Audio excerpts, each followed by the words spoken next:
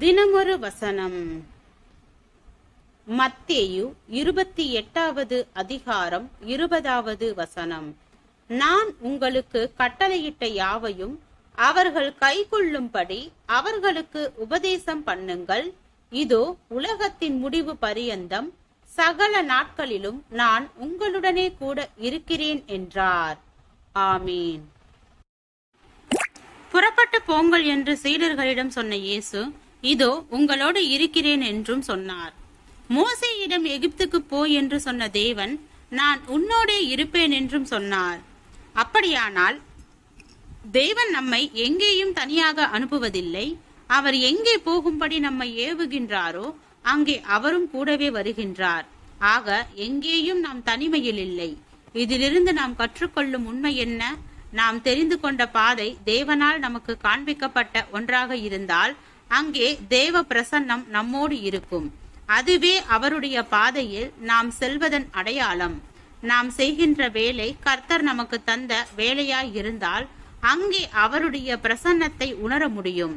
எகிப்திற்கு அடிமையாக செல்வது என்பது யோசேப்பிற்கு பிரியமானது அல்ல, ஆனால் அது தேவனால் அனுமதிக்கப்பட்ட ஒன்று. எனவே எகிப்திலும் தேவன் அவனோடு இருந்தார்.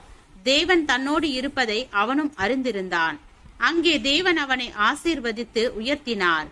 தேவனுக்கு பிரியமாக வாழும் போதும் அவருக்கு பிரியமானதை நாம் செய்யும் போதும் தேவ பிரசன்னம் நம்மை சூழ்ந்து கொள்கிறது. தேவன் நம்மோடு இருக்கின்றார், நாம் தனிமையாய் இல்லை என்ற நிச்சயத்தை அங்கே பெறுகின்றோம். அங்கே வேறு யாரும் நம்மோடு இல்லாவிட்டாலும் கர்த்தருடைய ஐக்கியம் நமக்கு போதுமானதாய் இருக்கும். என்னை அனுப்பின என்னோடே கூட இருக்கின்றார். பிரியமானவைகளை, பிதாவுக்கு பிரியமானவைகளை நான் எப்பொழுதும் செய்கிறபடியால் அவர் என்னை தனியே இருக்க விடவில்லை என்றார் ஆண்டவராகிய இயேசு. ஆபிரகாமை புறப்பட்டு போகச் சொன்ன தேவன் ஆபிரகாமை தனியாக விடவில்லை, அவரும் கூட சென்றார். ஆம், கர்த்தருக்காக நாம் புறப்பட்டால் கர்த்தர் நம்மோடு இருப்பதை உணர முடியும். தேவனுடைய திட்டத்தையும் தேவன் நோக்கத்தையும் சார்ந்து நாம் வாழும் போது தேவன் நம்மோடு சேர்ந்தே வாழ்கின்றார்.